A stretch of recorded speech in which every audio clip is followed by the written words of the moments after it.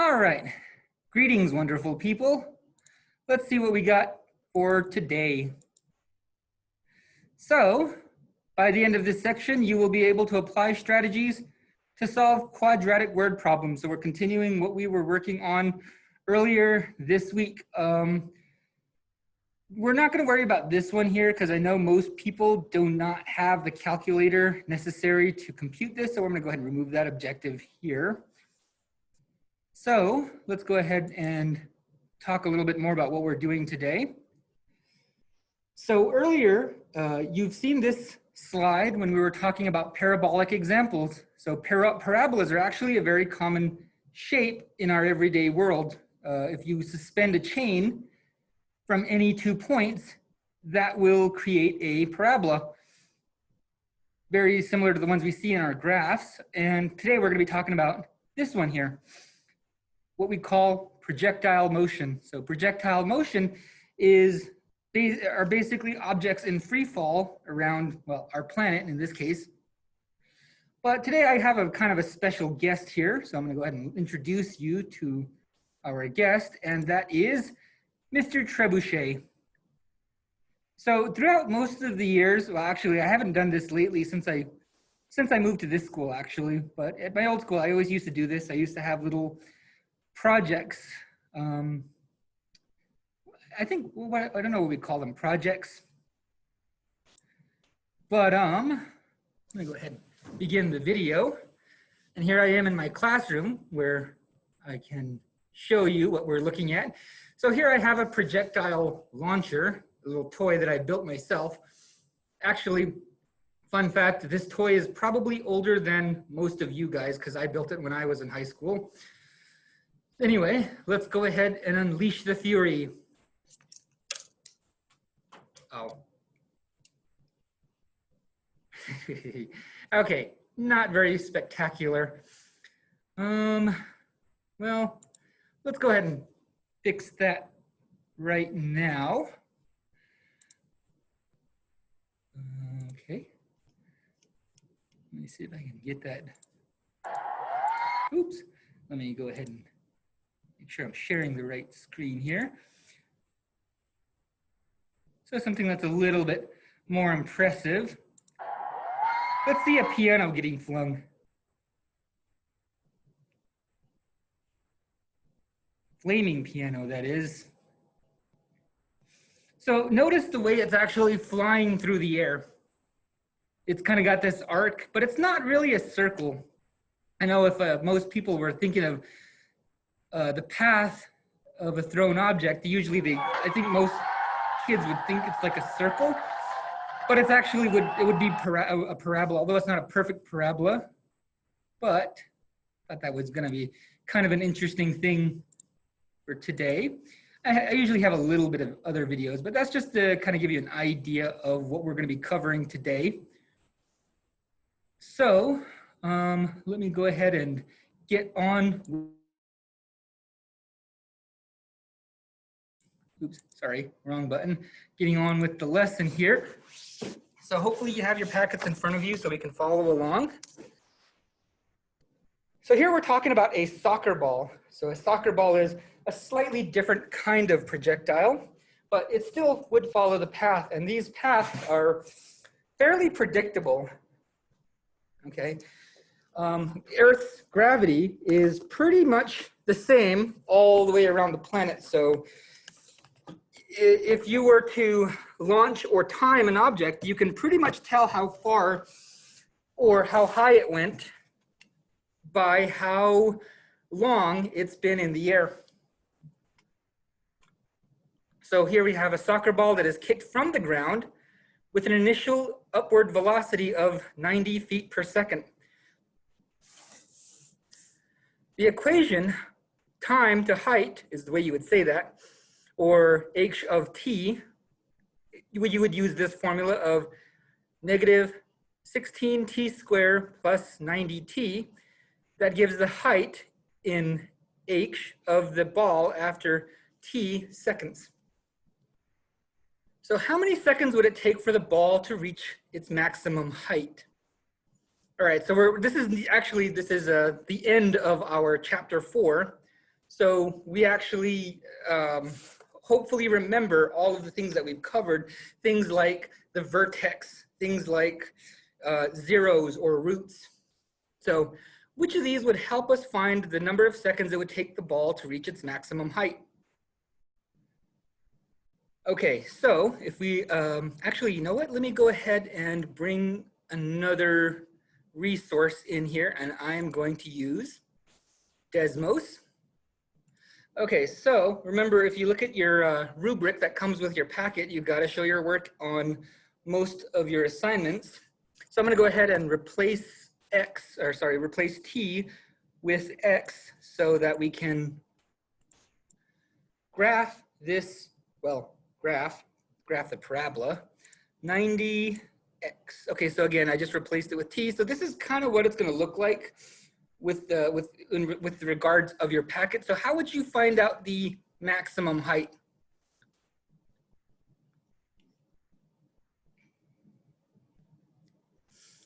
So if I look at the maximum height, well, this is our vertex.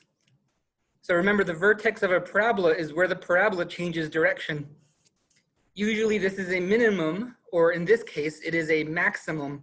So it reaches a maximum height and then comes back down. So we can also look at some other parts of this parabola, and that would be the zeros. Okay, but let's go ahead and work on some of these mathematically. So back to the lesson. All right, so how do we use what we have here to get what we're looking for? All right, so we kind of already know, all right? Hopefully you don't remember exactly the numbers because it was something like 2 something, a little bit over 2 seconds. So in this case, we would need the axis of symmetry formula. The axis of symmetry, if you remember, is negative b over 2a. So let's go ahead and plug in our values. So remember, whenever you want to use a quadratic, it's got to be in standard form, which let me see if I can go ahead and do a quick recap of what standard form is like. So that is ax squared plus bx plus c. So it's in this format here. So we don't have a c value in this case. And just in this case here, just because it's kicked from the ground, it starts from 0. So, you know, the ground is 0 in our case here. So that's why there is no 0 value or c value. It's because it's a 0. All right, so negative b. So this is our a and this is our b. So let's go ahead and plug in our b value in this case. So we have negative 90. And 2 times our a value, which in this case is negative 16. Oops, a little bit longer than I need. I need a little bit of a longer fraction bar in this case. So negative 90 and over, let's see what we have here. So multiply our bottom number out. That would be negative 32. And in our case here, we can go ahead and use a calculator. So I'm gonna go ahead and switch over to our calculator now. And remember, it's negative 90 divided by negative 32. But in our case, I just know that if you have a negative divided by a negative, that's gonna be a positive. And we will get our time that we're looking for. So in this case, it's 2.8125 seconds. So a little bit under 3 seconds. Okay, so if you had to count this and you were watching it, you would probably say it was 3 seconds. Okay, because our brain is not precise enough to know that. It would be 2.8. Maybe if you had a stopwatch or like an app on your phone that would act as a stopwatch. But we know it's going to be 2.8125 seconds. Let's go ahead and box that up because that's our answer in this case here. All right, what is the actual maximum height of the ball? Okay, so we want to know what the actual height is. Is there a way we could tell the height just by knowing how long it took to reach the maximum height? All right, so think back to our other formula. So when we were graphing parabolas, once we got our axis of symmetry, so let me go ahead and just draw a little graph here. This is maybe not exactly 100% accurate, but you have an axis of symmetry. And what we're looking for in this case would be the vertex, because once we know the vertex, we will know where on our axis, so the axis here would be height, and this x-axis would be time. So the maximum height of the ball in this case here would be our y point, the y coordinate of our vertex. So anyone remember how to get the vertex?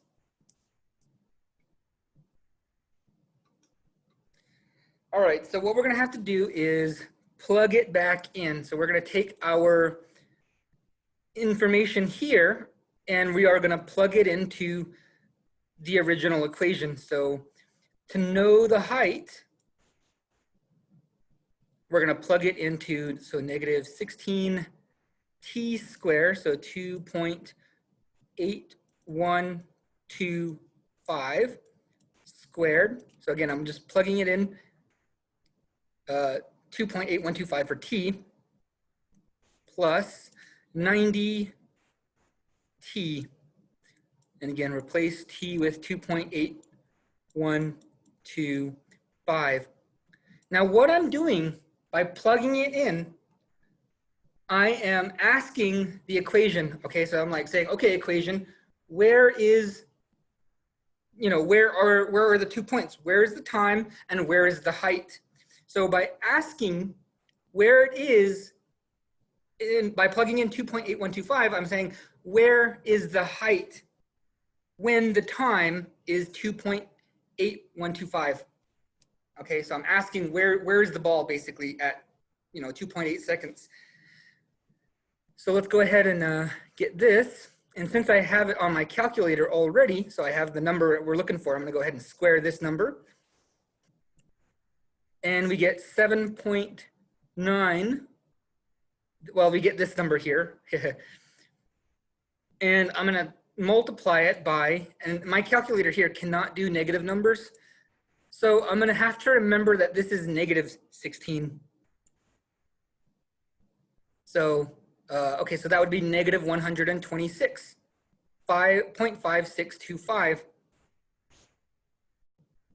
So I'm gonna go ahead and go back here, and I'm gonna evaluate this part here. So I squared it and multiplied it. So I should have this number here. Oops, and my decimal is gonna have to go here. And 5625. There we go.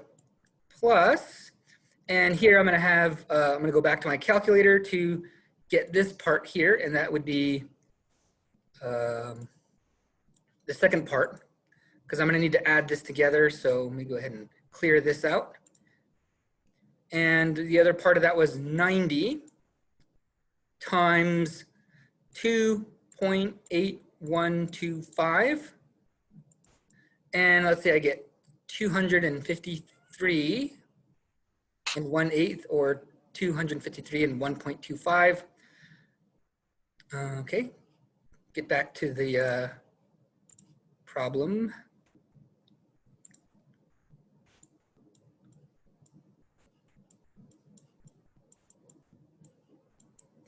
All right, and again, we have to remember that this is a negative here, so don't forget that. Don't forget your negatives.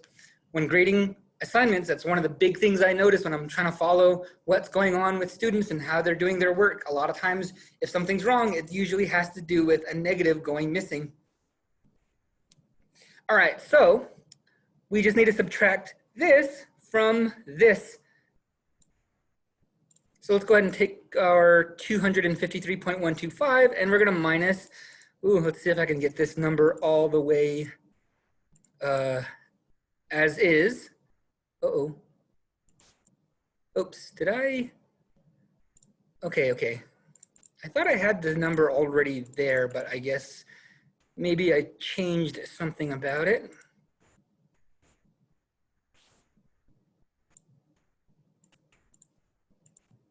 Okay, my guess in this case is that I did not make a mistake with the calculator, and it just so happens that 126.5625 is exactly half of the 253.125 number. Okay, so anytime you do something and it seems kind of off, something seems weird, don't be afraid to try again. Don't be afraid to ask yourself what is missing. Okay, so just like yesterday, remember when we were talking yesterday, I said when you're working on word problems, ask yourself, does it make sense?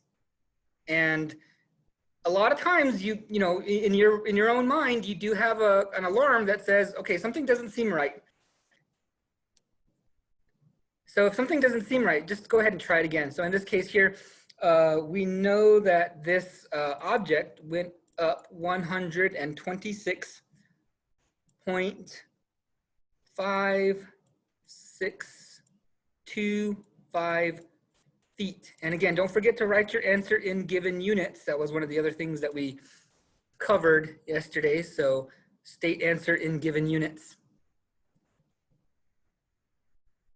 So there we go. Now we know that it went 126, roughly 126.5 feet in the air. So give the domain and the range of the function. All right, so let me go ahead and use my typer on this one here. So domain in this case here is going to be numbers. So x values, and we want x values that are less than the number that we were working with earlier. Oh, let's see, that's 126.12. Well, hold on a minute. Oh, wait, hold on. We're looking at x values. So in this case, our x value was, okay, so actually this is probably not going to go exactly the way we need right now, but we would actually double this number here. So this is the number to halfway down the parabola. Okay, so halfway down the parabola, it reaches its maximum height because it has to spend half the time going up and half the time going back down. So if I double that number, I should get this number here. But you know what? We also have to include 0 because the number is between, so the time, domain, in this example, domain is between 0 seconds and 5.6 seconds. So basically we're asking how long was the ball off the ground? That's the first part. And the range, so again, looking at our graph here, we marked H as,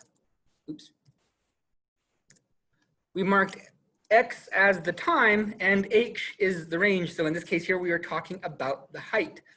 So how high did the ball go? So it started on the ground. So it would be 0 feet. And it spent its time in the air because Y is height of the ball. And when did it come back down? Well, okay, so it came back down at the vertex, which is the maximum height. And we know the maximum height, which is this number, 126.5625. Oh boy.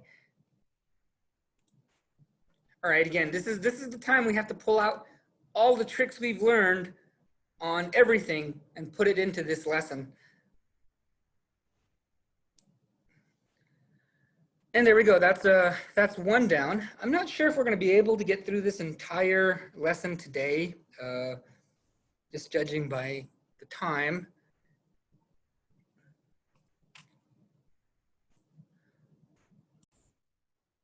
Okay, now let's go ahead and move on to the next one, which in this case here, we have question number 2. An apple is launched directly upward at 64 feet per second from a platform 80 feet high. So this one's a little bit different. We are not launching it from the ground. Let's go ahead and draw I don't know what this is. It says a platform, so maybe it's a building. And this building is 80 feet high.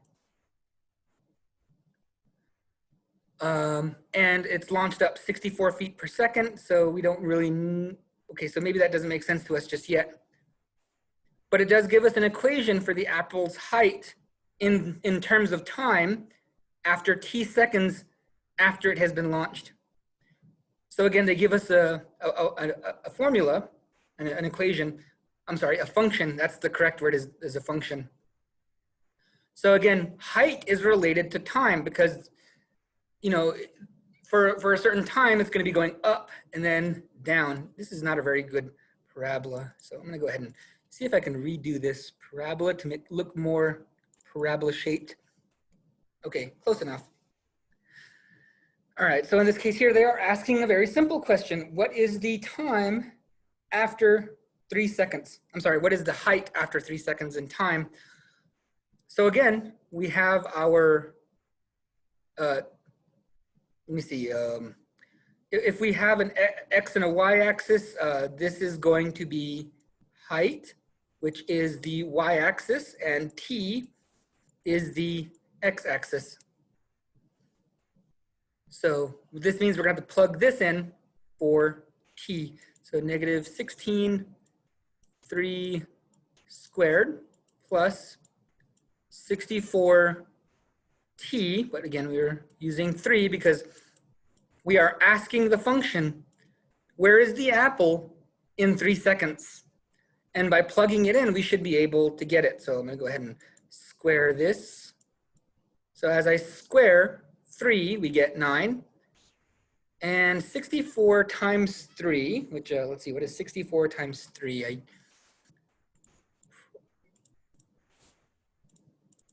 And that is going to be 192 plus 80.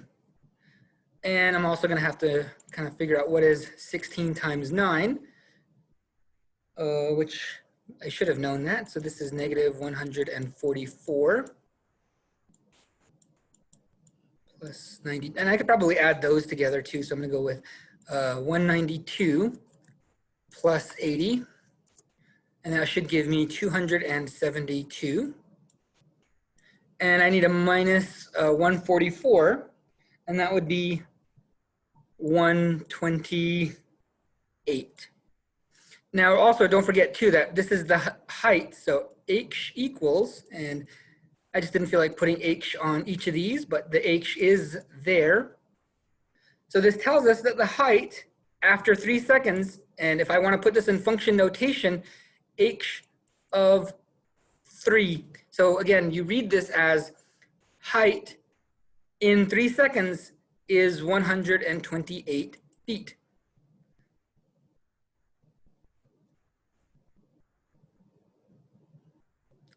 Okay, I hope I'm being clear about this. But it looks like with this question, we don't have any A, B, or C parts. So I think we are done with this one here. And I think a lot of these actually do have only a few answers. I think that first one was just to get us used to working and looking at different things like, again, height, vertex, axis of symmetry. Again, just a quick review of everything we've covered up until now. So there we go, 128 feet is going to be our answer for that one. 128. Maximum height. And I remember one year, I had students, we went outside and we were throwing things in the air and we were trying to do our best to time how long the item was in the air. And because you can't really gauge how high something is just by looking at it, because sometimes certain things look longer, but basically we just timed it to see how long it was in the air. And we took our 3 highest times and calculated that to see how high it went. So, if we had time, I'd like to do a project like that. In fact, I have a couple of projects that I would like to start working on with students. Anyway, let's see, looking at number 3, a toy rocket is launched vertically upwards from a 12-foot platform. So 12-foot platform, and here again, we're not starting from the ground, we're starting 12 feet in the air, which is why we have our 12 there. So this is a little tiny short platform. and an initial velocity of 128 feet per second. So that's pretty good speed, pretty good velocity on that. It's a little bit, it would be a little bit higher than our other parabola. And the height h after t time in seconds after the launch is given by h of t. And again, you're going to notice that it's always negative 16t squared because that is the, this is the effect of gravity, just to kind of help you understand. So this first variable is Earth's gravity. Now, if you were on the moon, that would probably be lower. And if you were on a larger planet, it would be higher. But yeah, anytime you're dealing with motion of free-falling objects, it's always going to be negative 16t squared. And here we have the velocity, which you're also going to notice here that it's 128. So that is how much force is given to the object as it's being thrown. And 12 is the starting height.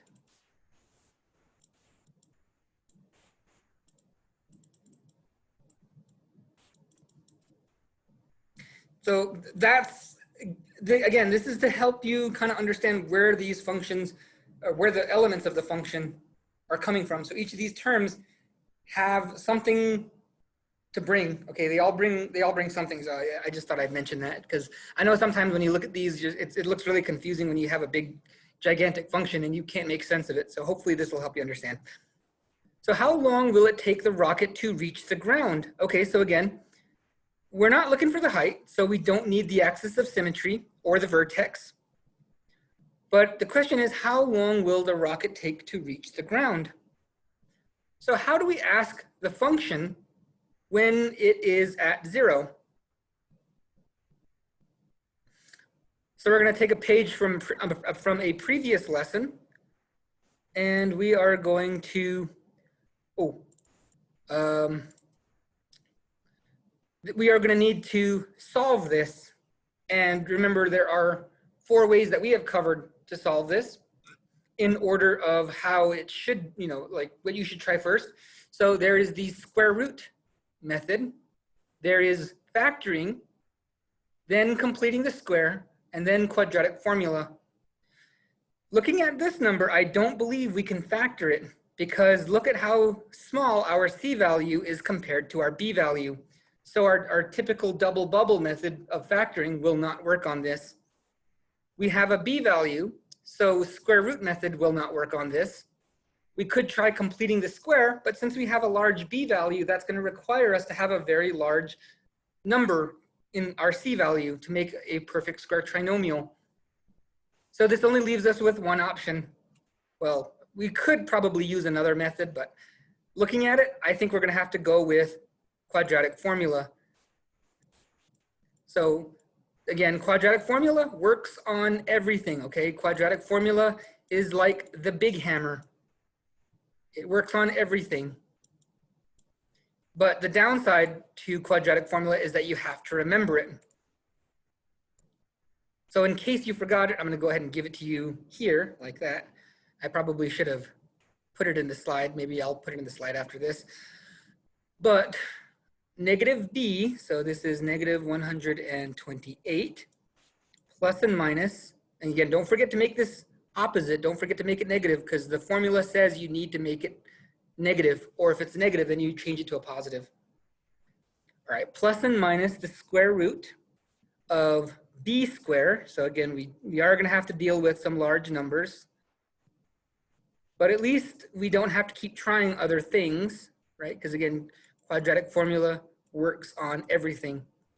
Minus 4 times a, so our a value is negative 16, and don't forget to bring the signs with it. This is not just a normal 16, it is a negative 16. So anywhere the 16 goes, that negative has to go with it. So don't forget to bring the signs with it because that sign is part of that number. Okay, all over 2a. So in this case, our value is negative 16. Okay, so we've already covered a little bit on quadratic equations. So just in the interest of time, I'm going to go a little bit, have a few steps cut out. So 128 squared, let me get my calculator out. Okay, and then 4 times 16 times 12, I'm going to need to add this because I have two negatives. So -4 and -12 are going to turn into positive, so I'm going to need to add those numbers together. Okay, and let me go, I got that covered, so let me go ahead and write this down. So we got 17,152. So that's a pretty big number, so that's why I didn't want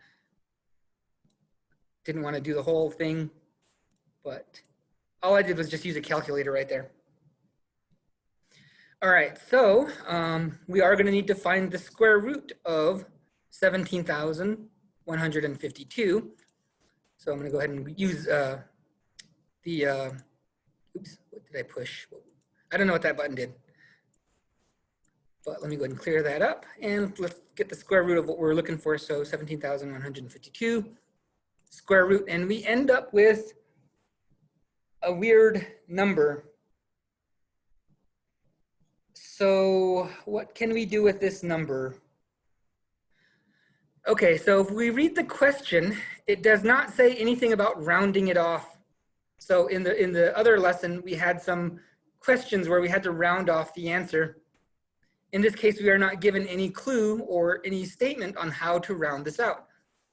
So I'm going to round it to 3 decimal places. So this will be 130.966. So I will round this up because this number is higher than 5.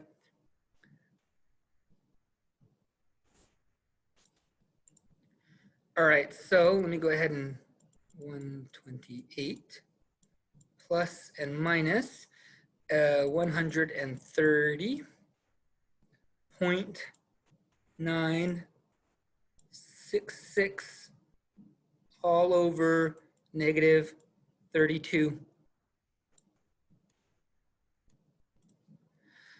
Okay, now remember, we need to consider 2 cases of this. There are 2 possibilities. One is a plus and the other is minusing these 2 numbers, the top numbers. So if I add the 2 top numbers, let me go ahead and again use the calculator for this one.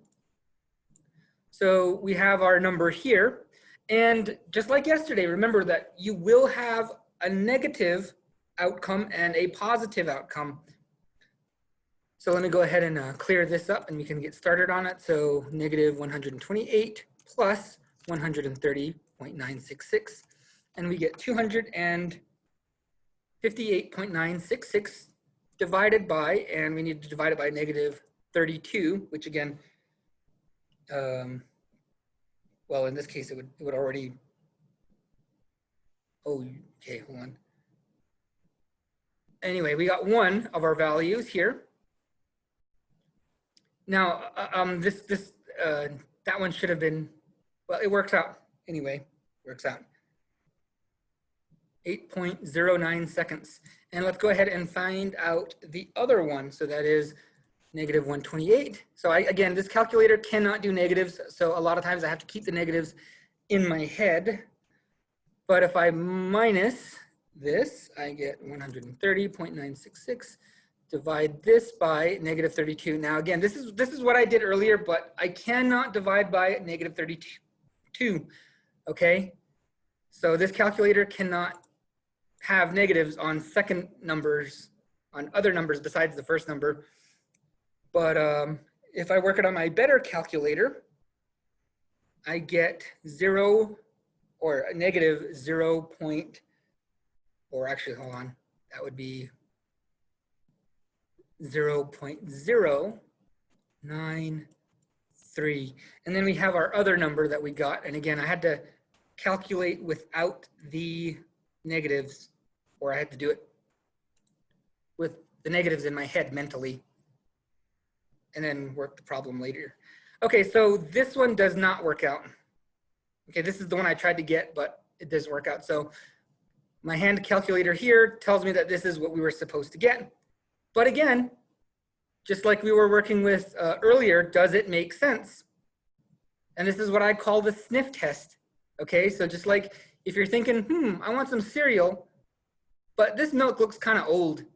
I wonder if it's still good. You give it the sniff test. Okay, should I wear that shirt for the 3rd day in a row? Well, sniff it, does it work? Yeah, okay. But in this case here, you cannot have negative time. Just like with yesterday's problems, you cannot have negative distance. So this is an extraneous solution. So that leaves us with only one possible solution, and that is this 8.093 seconds. So I'm going to go ahead and put our units, and we can go ahead and call this the answer.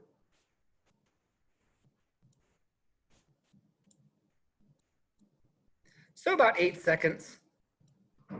So this toy rocket was in the air for about 8 seconds.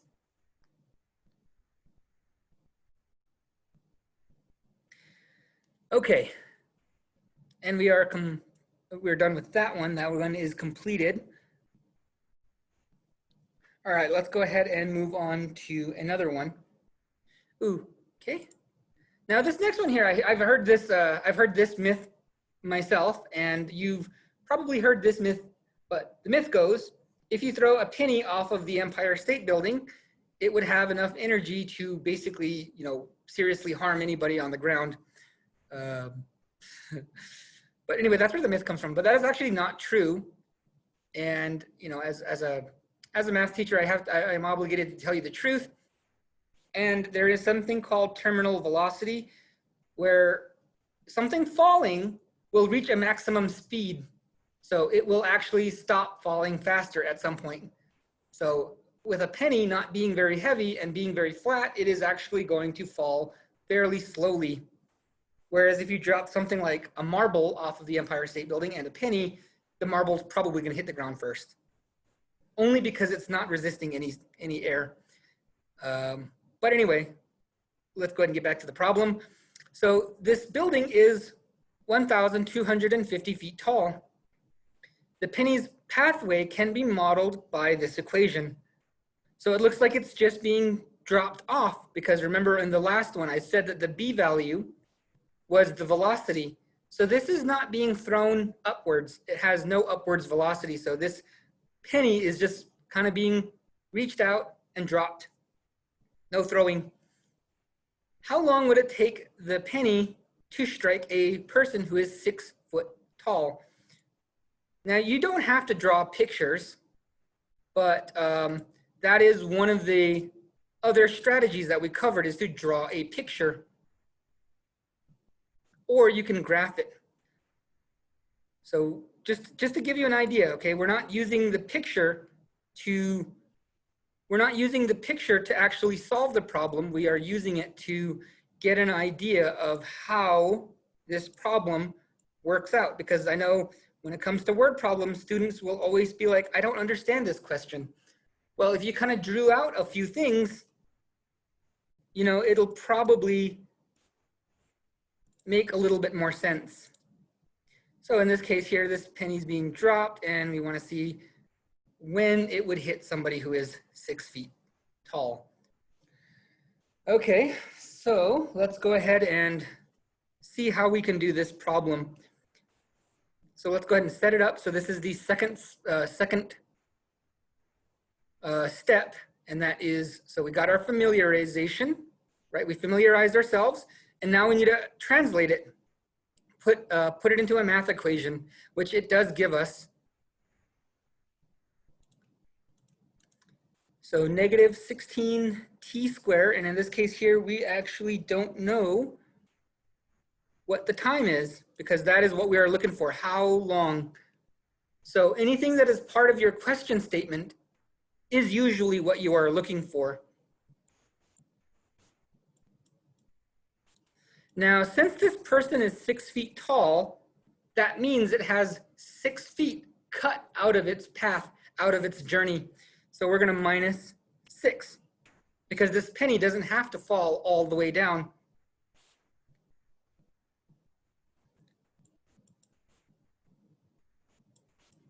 So I'm going to go ahead and combine this. And we get plus 1,244 equals 0. Now we have to come up with a strategy. So again, remember, I kind of say that this is the path that you should follow. Okay, first off, try to use square root property, then factoring, then completing the square, and then quadratic formula. Now you can use any of those other methods on this one. In fact, I think this is a good candidate for pretty much all of the methods. But we can use square root property on this one because we do not have a b value. So for this one, I'm going to go ahead and use square root property. So to use square root property, we need to not set it to 0, but we need to set it so that we can solve this like a regular, ordinary, everyday math problem, algebra problem, by adding and subtracting, multiplying and dividing both sides. Okay, now I'm gonna use one of the properties, reflexive property, and I'm gonna switch the sides so that my variable is on the left side, because that's the way most people are used to it. So now I have them set to each other. And I am going to need to solve this for t. So again, we're doing regular algebra stuff with it. And in this case, it requires us to divide both sides by 16. So again, I'm trying to get that t by itself. And what is this going to be? 77.75. Okay, and now we have one more thing to do. So again, we're working backwards. We are using inverse property. All right. If it says to subtract something, we add both sides. If it says to multiply something, we divide both sides. Here it's telling us to square, so we do the opposite of square, which is square root. So I'm going to take the square root of both sides. And this is not a square number, and in this case here, we want to use a decimal number. Okay, we want to use a decimal because typically in time or height, we don't usually use fractions. Okay, so let's go ahead and take the square root of this, and we get 8.81. And again, I'm going to round it off to 3 decimal places. Most science classes, you're going to have to round it to 3 decimal places, which is the thousandths. So let's go ahead and round it to 8.818. So again, I'm going to round it because, again, we don't really need to be that precise. In fact, like if this were reality, I would say it would be about 9 seconds is how well your brain can perceive the time you have. And I'm going to put S for seconds. So that's how long it's going to take for this penny to reach the guy's hat. And again, no, it's not going to crush him. It's not going to build that much energy. And again, in real life, because of the air pushing back up on the penny's probably going to be in the air a little bit longer, probably 9, maybe even 10 seconds. If you were to go in real life and actually, throw a penny off of something that was this height. But we ignore air resistance for these kind of problems. Okay, so there we go. We used square root property. We don't get very many opportunities to use that property to solve. So this one's a pretty good one. All right, there we go. We are going to move on now. Fireworks are fired vertically into the air from the ground at an initial velocity of 80 feet per second. The equation for this object's height, h, at the time t, seconds after launch is h of t, and it gives us this equation. Find the domain of the function. All right, so the domain. So we don't care how high up this went. The thing we are concerned about in this case is how far is it from here to here, because we are only looking for the domain.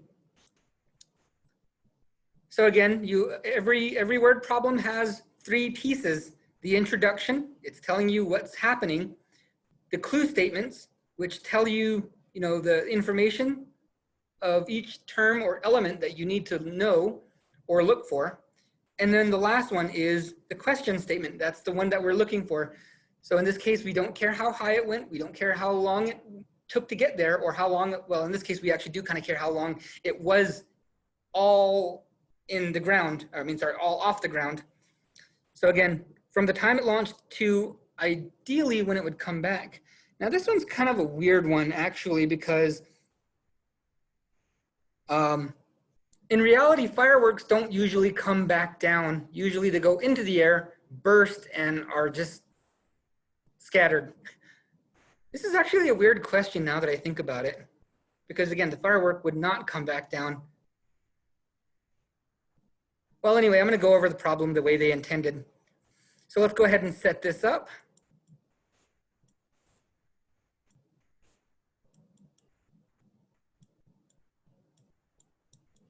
And again, we want to know from here to there. And again, it says domain, so that domain usually means from one 0 to the other 0. So we're looking for X values. Okay, so let's, well, in this case, T values, because remember, this is time and this is height. Let's go ahead and see what methods we could use to solve this. We could factor it. So to factor it, there are two ways to factor it. There is the double bubble method that I use most of the time, but there is also the other method that I call reverse distributive. So we know that in distributive, you multiply a number on the outside to the numbers on the inside. But with reverse distributive, we are taking numbers away. So remember, I have two people here, and I want to take something from both of them. What is the maximum stuff I can take away from both of them? Okay, so we can divide both numbers by 16, because 16 can be divided by 16, and 80 can be divided by 16. Since both numbers can be divided by 16, I'm going to divide both of them by 16. They also both have a t. The first guy has 2 t's. The second guy has 1 t. So the maximum number I can take away from both of them is 1 t. Now, when working with these kind of problems, you want your a value on your largest quadratic to be positive. So what I'm going to do is I'm also going to take a negative. So what that's going to leave us with is t. So right, this first guy, he lost his negative, he lost his 16, and he lost one of his t's. So that leaves him with only 1 t. Now this guy here, the second guy, he lost his positive because it was taken out, right? If he loses his positive, he has to be negative now. Or if you're multiplying it back out, we should be able to get the same number. And 80 divided by 16 is 5. He had a t, but it was taken away from him. So again, we took things away. So it's just like distributive property, but backwards. So distributive property is like Santa Claus. Santa Claus gives presents, and the opposite of Santa Claus would be the IRS, or the tax people that take things from everybody. So we took these guys as stuff. And then we break it into two separate equations. So we have our equation 1 and our equation 2. Now, what number can I times to negative 16 to get 0? Well, okay, so that one should be a pretty easy one to figure out. But if you want to go the long way around, we can divide both sides by negative 16 to cancel it. And 0 divided by negative 16, and I shouldn't have to tell you this, but I know sometimes people don't believe me. 0 divided by 16 is 0.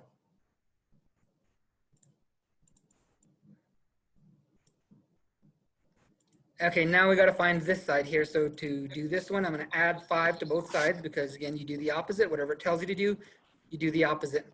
So between 0 and 5 seconds. So domain is 0 is the low end. X is the middle. So X is between 0 and 5. Now, sometimes we're going to put these little or equal to symbols in there because in this case, at exactly 5 seconds, this firework, which again doesn't make much sense because actually the firework only has half of its life because it goes up then bursts and you never see it again. But maybe this is, maybe, you know what, let me just go ahead and, this is going to bug me. Let's say it's a rocket because rockets usually do come down in one piece. Some rocket are fired vertically. Okay, but it still makes more sense than the question before that. Okay.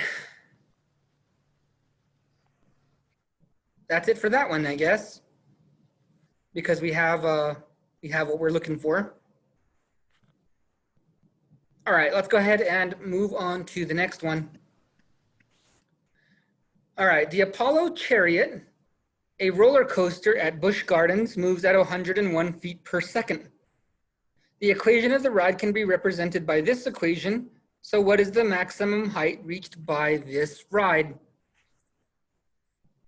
Okay, now this is assuming that we can't just, this is assuming that we just can't measure it, okay? But maybe if we knew its velocity, and maybe if it was not using power, okay? So like with some roller coasters, they are self-powered, they have motors on them.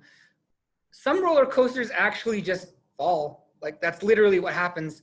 And you can tell what kind of roller coaster it is because if the roller coaster starts by going up, so if you've ever gone on a roller coaster, the first thing that some of them do is go up, up, up, up, up, up, and they kind of go up, up, up, up, and then they kind of slow down and then they sort of drop. So those roller coasters are not actually being powered. They are just basically free falling, which is what I'm guessing this roller coaster is. Otherwise the formula wouldn't work. Anyway, so what is the maximum height? So if we think back to question number 1, the maximum height would be the vertex. So remember, oh, the reason I came back here was because in order to get the vertex, we need to know the axis of symmetry. We're going to get a result. And with that result, we're going to plug it into the original equation. So this one looks like it's going to be a little bit of work if it's going to be anything like the one we just now covered from 1. All right, so let's go ahead and do this. So negative b over 2a. So in this case, negative b is negative 101 over 2 times negative 16. And I'm going to go ahead and go to my calculator. 101 divided by, and again, I have to keep the negatives in my head because this calculator, I cannot make any number besides the first number negative. So that's 2 times negative 16, that would be negative 32. So divide that by 32, and I'm going to have to remember that this is a negative number.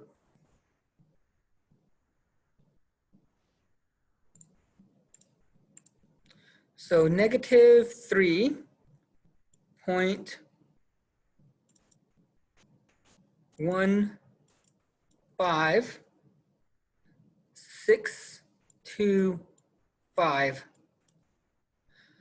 Okay, now what we're gonna have to do is plug this into this. And seeing as how many decimals we have, this could, I don't know, could be a while. It's not a particularly difficult problem. It's just a bit tedious in its calculation. And in this case, setting it up is going to be a bit of a chore as well.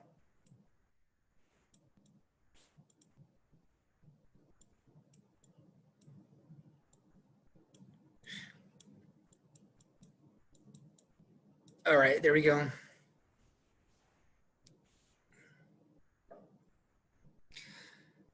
All right, now let's go ahead and multiply this together. So I'm going to go back to my calculator, and if you're working on this problem from home, you may not have you might have a calculator similar to this one, especially if you're watching this on a computer. You are going to have a calculator very similar to this one.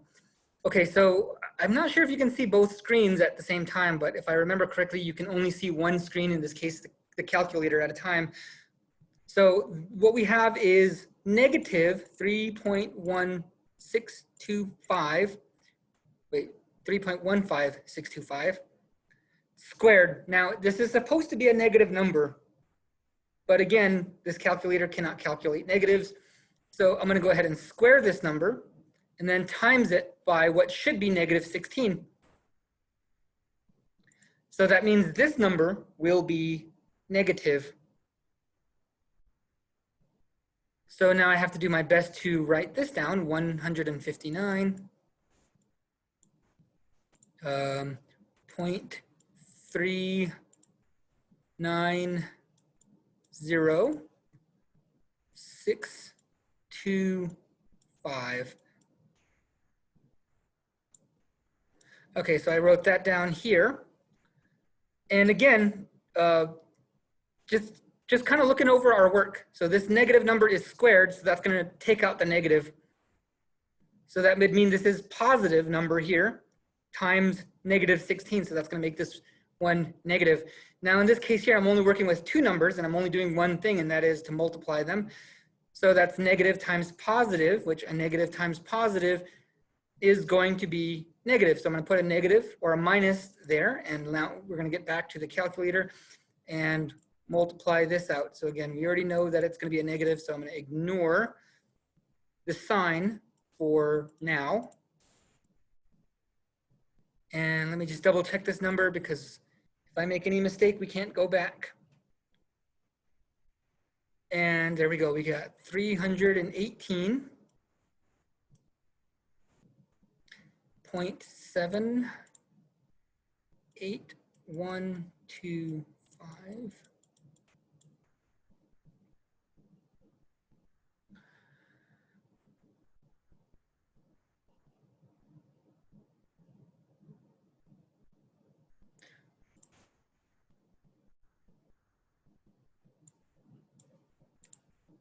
Okay, let me go ahead and clear that up and get back to this part here. And now I just need to, I put that in there. So now I just got to add all this up, and adding all of that up. We end up putting these two together and we get 169.39 feet. So I'm gonna go and use the calculator. I use the calculator off of here in my hand. So there we go with that one. So the maximum height of this ride is 169.39 feet. And if you want to check it, and this is kind of true for any of the problems here. So again, according to the rubric that I gave to you with your assignments, you got to show your work. So don't just use graphing utilities like the one we're working with right now to get your work checked. So here I'm just checking it. So actually, while I'm at it, let me point out some other key features of our graph. So there's our plus 10 from the C value. The roller coaster is going up and up and up. And there we go, 169 feet.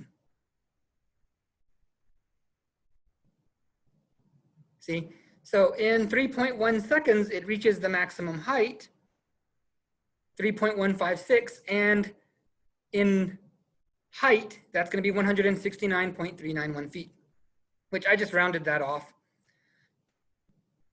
So graphing does kind of work. So we know that this is the correct answer. All right, so let's go ahead and move on to the next one. And we're actually nearly done with this. We're going to only go up to number 9. So I think we're going to be a little bit over, but actually, Ava is jumping on a trampoline. Her height, h, at the time t, can be modeled by this equation. would Ava reach a height of 14 feet? Would she reach a height of 14 feet? Now there's two ways I can think of doing this. We could have h equals 14 and plug it in. And if we do that, and we can find a way to make it balance out, make the equation work, then that will be what we need. In fact, I think I would rather prefer to do it that way because I think that one would be easier. But let's stick with what we know, okay? Let's stick with what we know how to do. And that is to,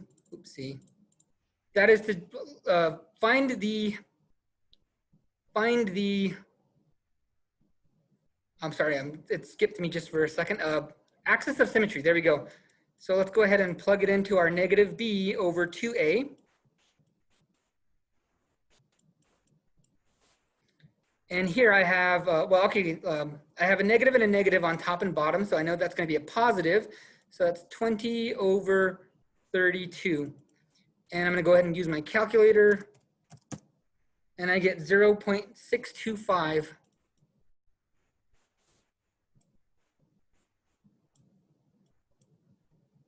Make that decimal a little bit bolder. And let's see if we can plug it in here, because again, this is the time she would reach her maximum height. And let's see what her maximum height actually is. So negative 16t squared. Whew.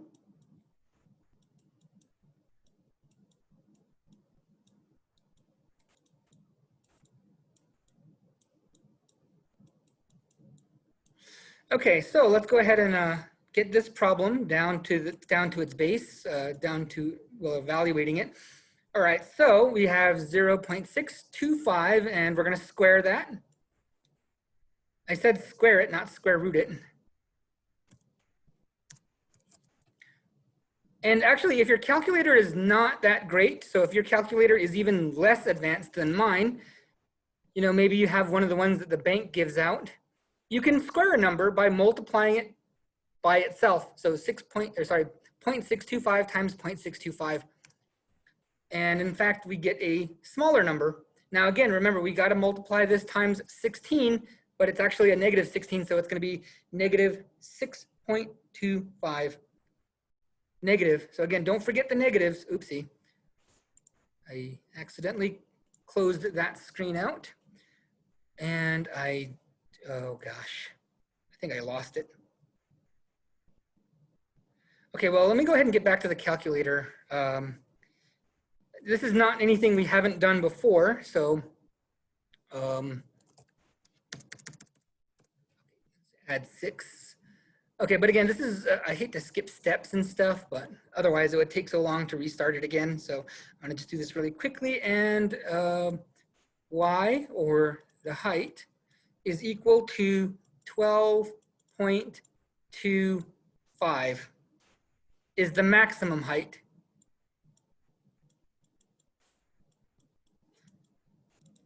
So yesterday I was talking about solutions versus answers. So is this our answer? Or is this the solution?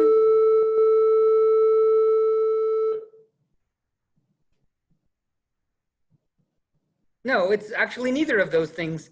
Because if we read the question statement says, will she reach a height of 14 feet? The answer is no. So this may be our solution, but it is not our answer. Because the answer we are looking for is, can she reach 14 feet?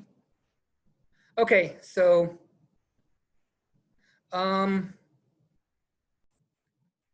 and let's go to the next one. Okay, a diver is standing on a platform 25 feet above a pool. He jumps from the platform at an initial velocity of 10 feet per second. Wow, that's actually, well, okay, so I mean, me knowing a little bit about that, 10 feet upwards in 1 second is actually a lot of force. Maybe he's got a diving board or some kind of assisting jump device, because that's actually kind of a lot of velocity. Anyway, so to use the formula here, what is the height? Oh, sorry. Where h is the height above the water at time in t seconds, v is upward velocity, and s is his starting point. Use the equation to model the dive. Okay, so let's go ahead and type this out. Negative 16x, oh, why is it not typing? Negative 16, let's stick with what we're working with and go with t square plus the v, because in this case, remember v is velocity, and like, oops, I've got to undo that, 10 times t plus, and in this case again, how high he is off the ground is our c value. And I don't, oh yeah, here it is, gravity, velocity, starting height. Oops, wrong one. So there we go. That is how it would look if we were modeling this. Find the diver's height after 2 seconds. Now, when we're not calculating anything else, when we're just calculating 2 seconds, that's actually pretty easy. We just plug in 2 into the equation. Where t is. So again, we are asking the equation. We are asking the function, where is the diver after 2 seconds? Which in this case here is negative 19, because this is a pretty easy one. 2 squared is 4, and 4 times 16 is 3264, so negative 64 plus 20 plus 25.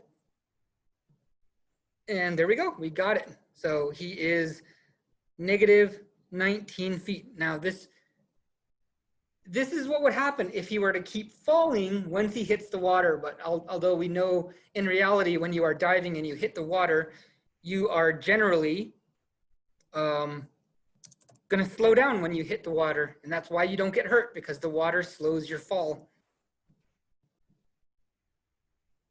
That one was actually a pretty easy one.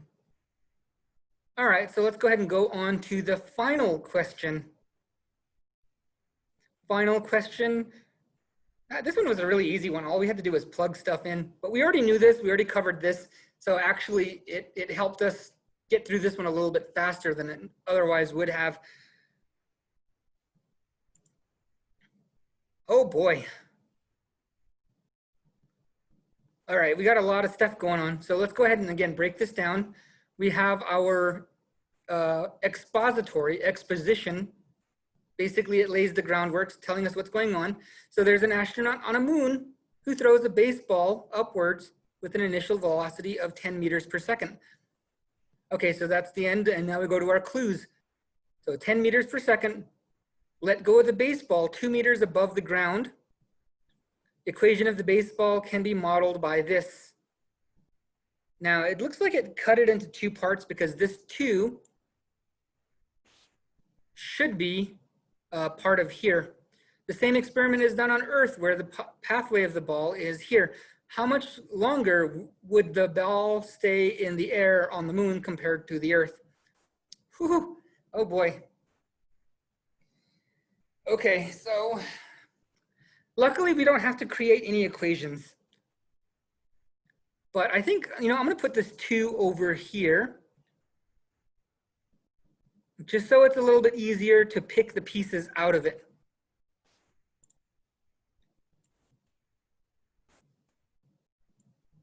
And let's go ahead and compare this one here. So for this one here, we are comparing 2 equations. So here we have moon, which is the first one they gave us, and that's going to be this one here. So let's go ahead and set this up in what we have here.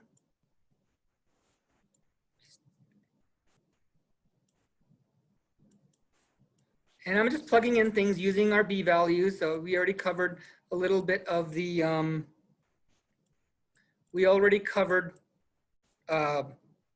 quadratic equation and how to use it. So I'm gonna kind of save a little bit of time by just writing it, not really explaining every single step. Hopefully you're sharp enough to get that. Oops, this one should be a negative. Make sure you have your negatives in place. And let's go ahead and set this one up for Earth. So in Earth, and I was actually mentioning this earlier, but on Earth you have a higher gravity model. Now in this case here, you're probably wondering, why is this not negative 16t squared when all other ones were negative 16t squared? Because in this case we are using meters, not feet. So because we're using meters, which is roughly a little bit longer than 3 feet, we don't use the same numbers. Whew, come on. And let me get the last part here.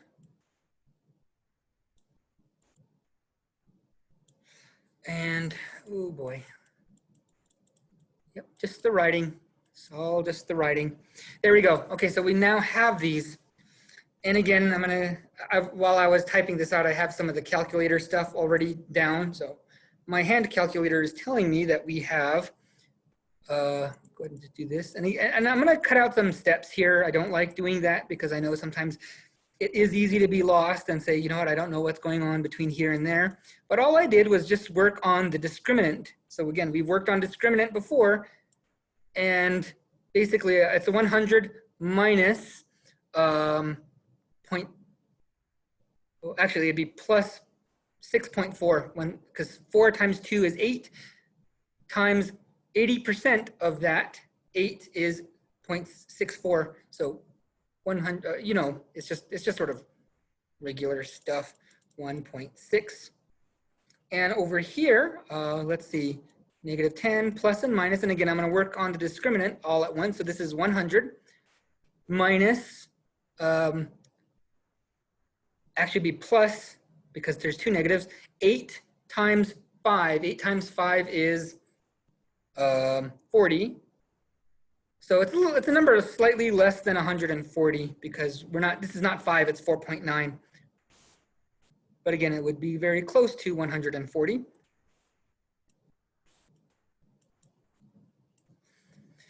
And multiply 2 times negative 4.9 and we get negative 9.8. Now we get 2 answers on this. One is going to be a negative, the other is going to be a positive. So I am going to cut out one of these. Now I'm going to have to also use my calculator and get the decimal equivalent of both of these radical expressions. But again, I'm running out of space here, so I'm going to kind of just jump straight to the answer. So on the moon, it would take about 12.7 seconds. On Earth, it would take 2.22 seconds. Okay, so if you throw a baseball on the moon with the same power as you would on Earth, the ball on the moon would be in the air for 12.7 seconds. And on Earth, it's going to be 2.22 seconds. So do we have the answer here? Not necessarily, because the question is how much longer is the ball in the air on the moon as compared to Earth. So in this case, we're just going to subtract it and go back to my calculator. And we get 10.48 seconds. So that's how much longer the air is on, how much longer the ball is in the air compared to Earth. And like, you know, if you've ever seen pictures of people walking on the moon or anything going on other planets, you'll notice that they kind of hop instead of walk. Yeah, that's because, again, the moon's gravity is weaker than Earth's. And anyway, I guess that is it for today. That is it for today, and I will see you guys next time. Thanks for stopping by. Goodbye.